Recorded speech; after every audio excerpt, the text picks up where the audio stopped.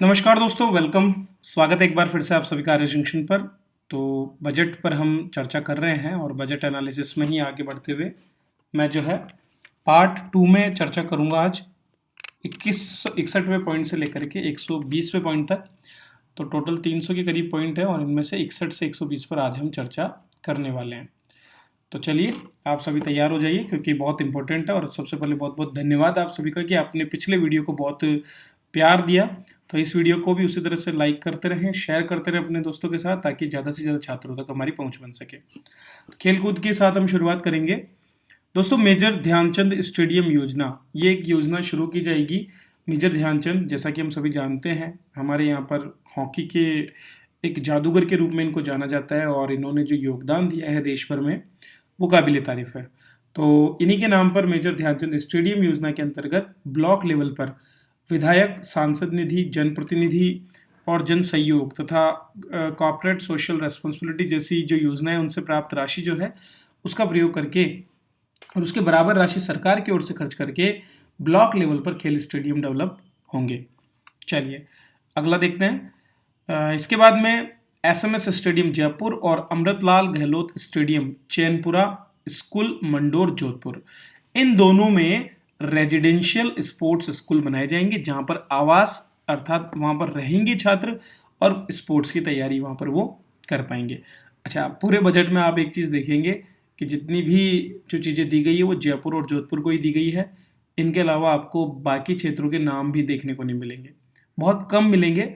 तो मतलब एक जो बोलते हैं डाइवर्सिफाई बजट, वो वाला बजट नहीं है ये। कुछ क्षेत्र केंद्रित बजट माना जा सकता है। आइदर ये पॉलिटिकल रीजन से है या किस वजह से, उस पर हमें नहीं जाना है, बट ज़्यादातर चीज़ें आप देखेंगे कि जोधपुर और जयपुर को ही दिया गया है। इसी तरह से फिजियोथेरेपी सुविधा, अर्थात खेल के बाद में जो चोट खिलाड़ियों को लग जाती है या फिर फिजिकल फिटनेस जो है उसको बनाए रखने के लिए SMS स्टेडियम जयपुर में high performance training and rehabilitation centre बनाया जाएगा और ये भी जयपुर में ही बनेगा। IPL हमारे यहाँ पर सवाई मानसिंह स्टेडियम में होता है हर बार, और IPL को और अधिक बड़े लेवल पर ले जाने के लिए एक से अधिक स्टेडियम की व्यवस्था करते हुए अब जो है बरकतुल्लाह खान क्रिकेट स्टेडियम, जो कि जोधपुर में है, उसका 20 करोड़ रुपए की लागत से जोधपुर विकास प्राधिकरण डेवलपमेंट करेगा और IPL टूर्नामेंट आयोजित करने, इंटरनेशनल क्रिकेट मैच आयोजित करने का प्रयास वहां पर होगा। क्रिकेट के अलावा प्रदेश में आर्चरी अर्थात जो तीरंदाजी है उसे विकसित करने के लिए डूंगरपुर में एक एकेडमी खोली जाएगी और हैंडबॉल, जिसमें राजस्थान काफ़ी प्रसिद्ध है, उस खेल को भी विकसित करने के लिए जैसलमेर में एक एकेडमी प्रसिद्ध जो है ओपन की जाएगी। तो ये दो अलग अलग एकेडमीज डूंगरपुर में आर्चरी के लिए और जैसलमेर में हैंडबॉल के लिए शुरू किया जाएगा। दोस्तों, जयपुर में SMS स्टेडियम के पास एक यूथ हॉस्टल है, ठीक है। तो यूथ हॉस्टल को यूथ एक्सीलेंस सेंटर के रूप में भी विकसित यहाँ पर किया जाएगा। ये इसमें याद करने योग्य है, बाकी चीज़ों को हम छोड़ते हुए चलेंगे। चलिए नेक्स्ट, चूँकि अभी हाल ही में जो विवाद चल रहा है केंद्र और राज्य के बीच में, उसी को लेकर के राजस्थान में विधानसभा में 3 विधेयक जो समकक्ष हैं, उन तीनों विधेयकों के जो केंद्र ने पारित किए हैं, अर्थात उसमें कुछ बदलाव करके किसान हित का इनको बताया गया है और इनको राष्ट्रपति महोदय के अनुमोदन हेतु राज्यपाल महोदय को भेजा गया है। तो इन्हें आगे प्रेषित करने का माना जा रहा है और इसके साथ साथ अगले वर्ष से जो हमारा बजट है उसमें कृषि बजट भी अलग से शुरू किया जाएगा, ऐसा भी इसमें प्रस्ताव रखा गया है। हर साल बजट के अंदर जो है आपके कृषक ऋण जो है उनकी माफ़ी की घोषणा की जाती है और अब तक 14,000 करोड़ रुपए के जो ऋण हैं वो माफ़ किए जा चुके हैं सरकार द्वारा। विभिन्न जो घोषणाएं की गई उनमें अब सरकार कह रही है कि बहुत से अन्य जितने राष्ट्रीयकृत बैंक हैं जिनसे अगर किसी किसान ने ऋण लिया है उसे भी माफ़ करने का प्रस्ताव भारत सरकार को भेजा गया है। और इसे पूरा करने के लिए स्टेट लेवल बैंकर्स कमेटी जो राजस्थान की है, जिसको हम SLBC कहते हैं, बैंक ऑफ बड़ौदा जो है वो इसका कन्वेनर है, ठीक है। याद रखना आप, हमारा जो स्टेट लेवल बैंकर्स कमेटी है उसका कन्वेनर कौन है? Bank of Baroda. और इसका जो चेयरमैन होता है राजस्थान का, वो इसका एक्स ऑफिशियो इसका सदस्य भी है स्टेट लेवल बैंकर्स कमेटी का। तो उसके साथ मिलकर के ऋण को माफ करने का प्रयास यहाँ पर किया जा रहा है। तो वन टाइम सेटलमेंट के माध्यम से जिनके बचे हुए ऋण हैं उनको भी माफ इसमें किया जाएगा। 2012-13 से ही राज्य में जो है सहकारी क्षेत्र में ब्याज मुक्त फसली ऋण योजना शुरू की गई है और इसके अंतर्गत हमारे जो किसान हैं, जो सहकारी समितियों के सदस्य हैं, उनको इसका लाभ दिया जाता है। इसी क्रम में इस साल जो है 16,000 करोड़ रुपए का प्रस्ताव इसमें रखा गया और इसके साथ साथ दोस्तों 21-22 में न केवल कृषि के क्षेत्र में बल्कि मत्स्य पालन और पशुपालन के लिए भी 3 लाख नए किसानों को जोड़ करके और यहाँ पर फसली ऋण दिया जाएगा। तो प्रॉब्लम ये होती थी कि कृषि क्षेत्र में जिनके पास जमीनें होती थी उन्हीं को केवल ये दिया जाता था, लेकिन 2021-22 में ऐसे किसान जो मत्स्य पालन और पशुपालन जैसी गतिविधियों में कुछ करना चाहते हैं उनको भी अब इस सहकारी योजना से जोड़ा जाएगा।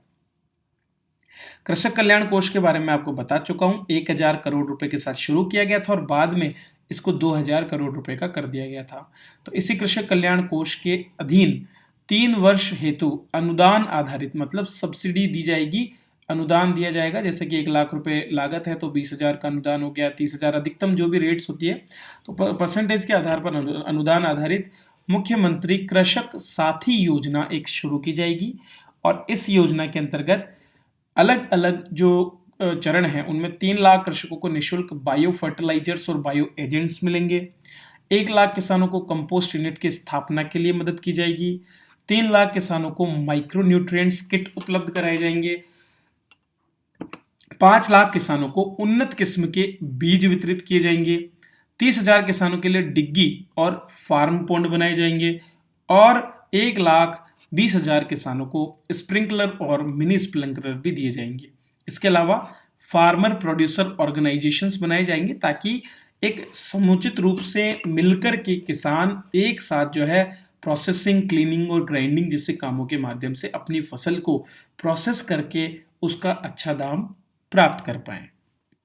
इसके अलावा ड्रिप और फव्वारा सिंचाई में भी जो लाभ दिए जा रहे हैं वो भी लगातार यहाँ पर दिए जाते रहेंगे। दोस्तों आप में से हर कोई जानता है कि हमारे यहाँ पर एक ही जो है अभी फूड पार्क है अजमेर में, ठीक है, मेगा फूड पार्क। तो मथानिया जोधपुर में एक और नए मेगा फूड पार्क की स्थापना की जाएगी, ठीक है।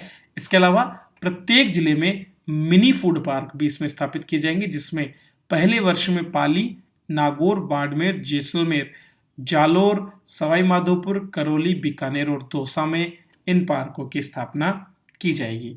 तो 200 करोड़ रुपए अर्थात 20-20 करोड़ रुपए प्रत्येक पार्क को यहाँ पर मिलेंगे।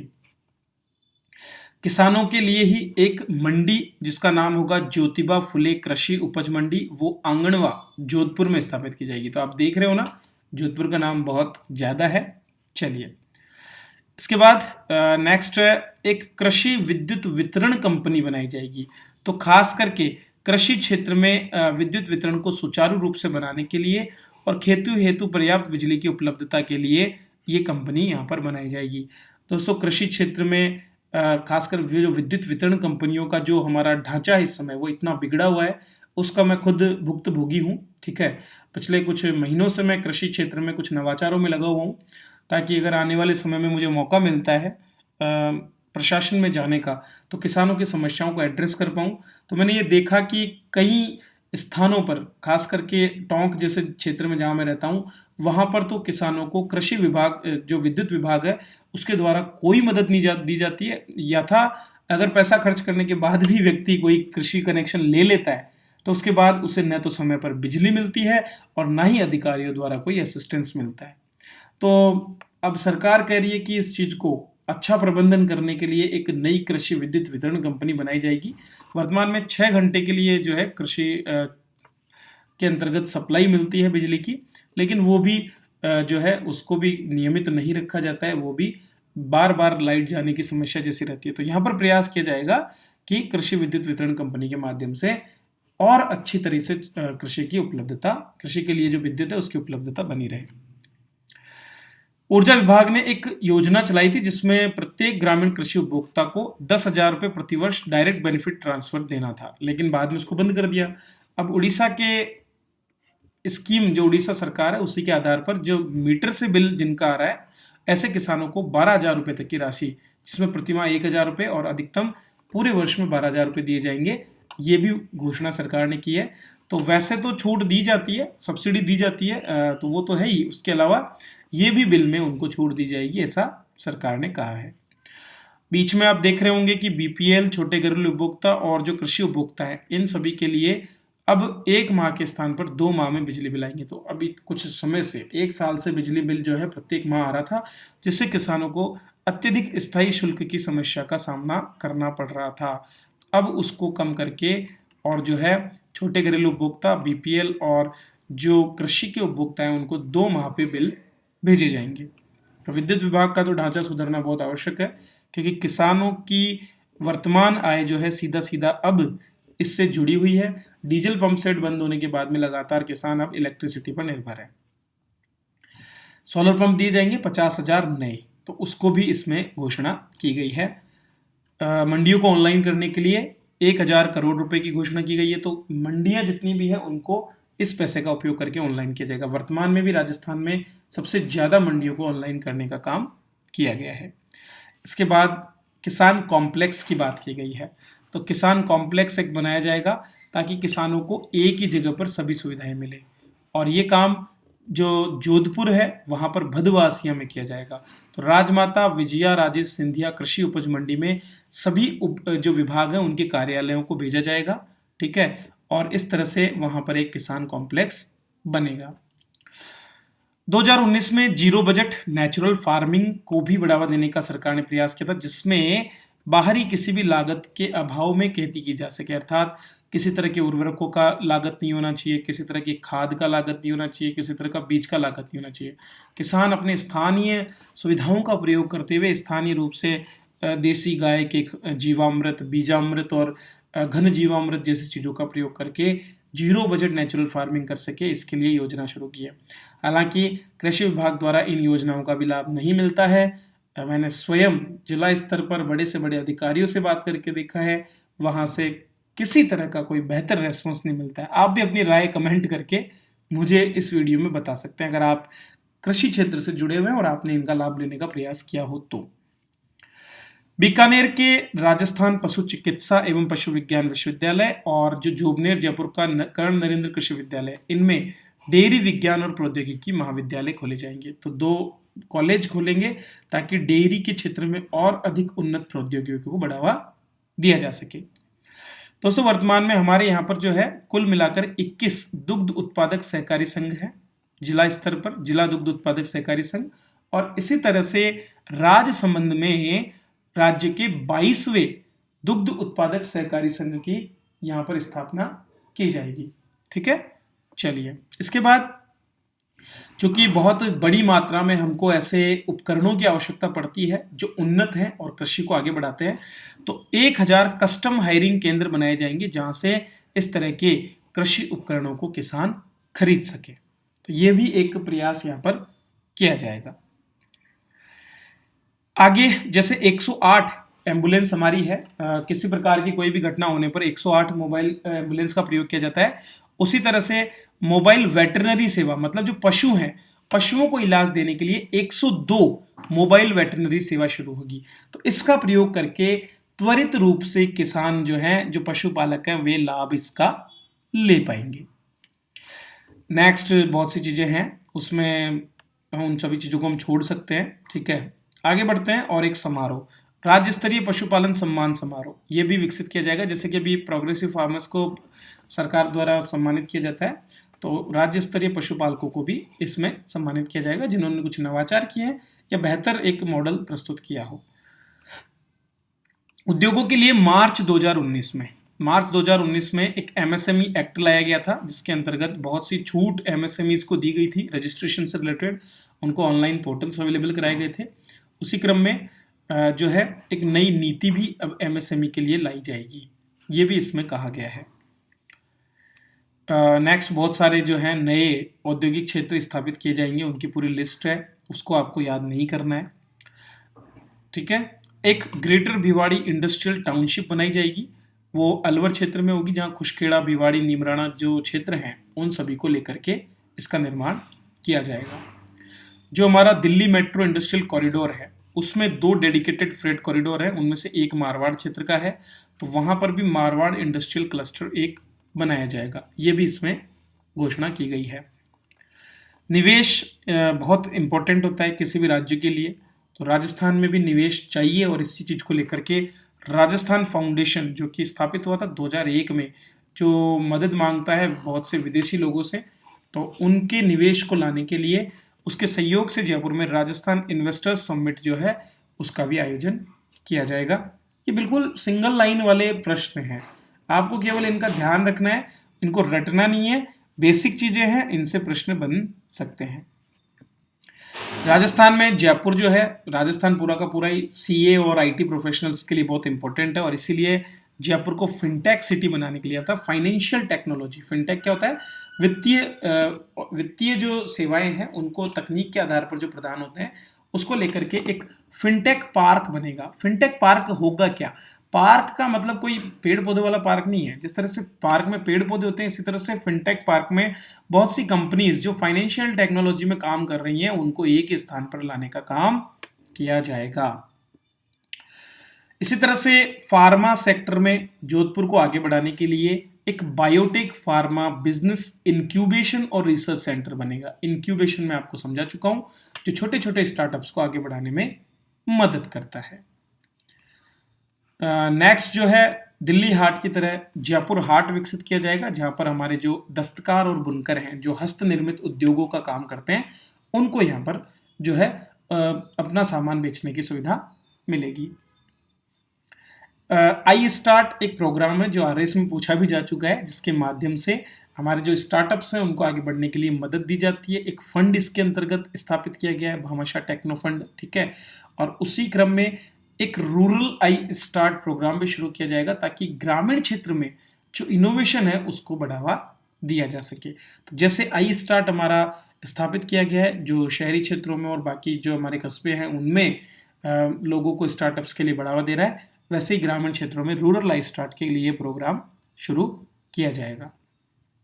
चलिए बात करते हैं सामाजिक सुरक्षा की। सामाजिक सुरक्षा के क्षेत्र में कुछ नई चीजें लाई जाएगी, जैसे कि एक राजस्थान पैटर्न होगा, मतलब एक तरीका, एक विशेष पैटर्न का प्रयोग करके राजस्थान में SC/ST जातियों को विकसित करने का प्रयास किया जाएगा और इसके लिए एक कानून Rajasthan schedule caste and schedule tribe development के नाम से लाया जाएगा। अनुप्रति कोचिंग योजना अब ऑफिशियली मुख्यमंत्री अनुप्रति कोचिंग योजना के रूप में लॉन्च होगी। अनुप्रति योजना वैसे तो एक अन्य योजना है जिसके अंतर्गत कोचिंग्स और बाकी तैयारी करने वाले विभिन्न छात्रों को मदद दी जाती है। आरएस में प्रश्न भी आया था, तो मुख्यमंत्री अनुप्रति कोचिंग योजना में 11वीं और 12वीं में एकेडमिक कोर्स के लिए और कॉलेज के अंतिम 2 वर्षों में रोजगार के लिए तैयारी कराने का काम इसमें होगा। इसी तरह जो छात्रावास में रहने वाले SC/ST, OBC, MBC और EWS के छात्र हैं उनके लिए अंबेडकर DBT वाउचर योजना लागू की जाएगी, जिसमें डायरेक्ट बेनिफिट ट्रांसफर के वाउचर्स छात्रावास में रहने वाले छात्रों को मिलेंगे। ओके, नेक्स्ट जो हमारा है वो है एक विकास कोष। SC/ST और OBC और इसके साथ माइनॉरिटी, इनके विकास के लिए 100 करोड़ रुपए का विकास कोष और ट्रांसजेंडर्स अर्थात जो तृतीय लिंग जिसको बोला जाता है, ट्रांसजेंडर्स जिनको बोलते हैं, उनके लिए एक उत्थान कोष बनाया जाएगा। तो विकास कोष तो बनेगा SC/ST OBC माइनॉरिटी के लिए जो 100 करोड़ का होगा और 10 करोड़ का एक उत्थान कोष ट्रांसजेंडर्स को आगे बढ़ाने के लिए होगा। ठीक है, चलिए एक पॉलिसी भी आएगी जिसका नाम है डी नोटिफाइड ट्राइब पॉलिसी, अर्थात ऐसी जातियां जिसमें विमुक्त घुमंतु जो इधर से उधर भटकते रहते हैं और अपना व्यापार करते हैं, जैसे गाड़िया लुहार हो गए, बंजारे हो गए, सांसी, बावरी, भाट, नट, मदारी, सपेरा, बहरूपिया, जिनका काम होता है एक स्थान से दूसरे स्थान पर लोगों को अपने कार्यों से मनोरंजन देना, उनके लिए एक डी नोटिफाइड ट्राइब पॉलिसी ला करके और 50 करोड़ रुपए का एक कोष स्थापित होगा और इनकी कला और उद्यम के लिए DNT research and prevention centre भी बनाया जाएगा। ये काम भी इसमें होगा। जामडोली जयपुर में जो वृद्धजन है उसको 25 से बढ़ाकर 200 करेंगे और अजमेर वाले वृद्धाश्रम को 25 से बढ़ाकर 50 की क्षमता उनकी की जाएगी। विशेष योग्यजनों के लिए 3 कार्य किए जाएंगे। पहला, विशेष योग्यजनों को जो उनके परिवार उनको BPL के समान माना जाएगा, जिनको पेंशन मिल रही है। कक्षा 1 से 4 और 5 से 8 तक जो विशेष योजनाओं को छात्रवृत्ति मिलती है उसमें बहुत बढ़ावा किया गया है, 1000 गुना तक, 40 से बढ़ाकर 500 और 50 से बढ़ाकर 600 रुपये अब इनको मिलेंगे। और दिव्यांग छात्रों को 2000 स्कूटी भी दी जाएगी। बिल्कुल बेसिक है, इनमें कोई नई योजनाएं भी मुझे नहीं मिली, तो इसलिए मैंने इनको कवर किया। 120 पॉइंट हमारे हो चुके हैं। 121 से लेकर के 180 तक मैं अगले वीडियो में आपसे चर्चा करूंगा। तो वीडियो को लाइक करना तो बनता है दोस्तों।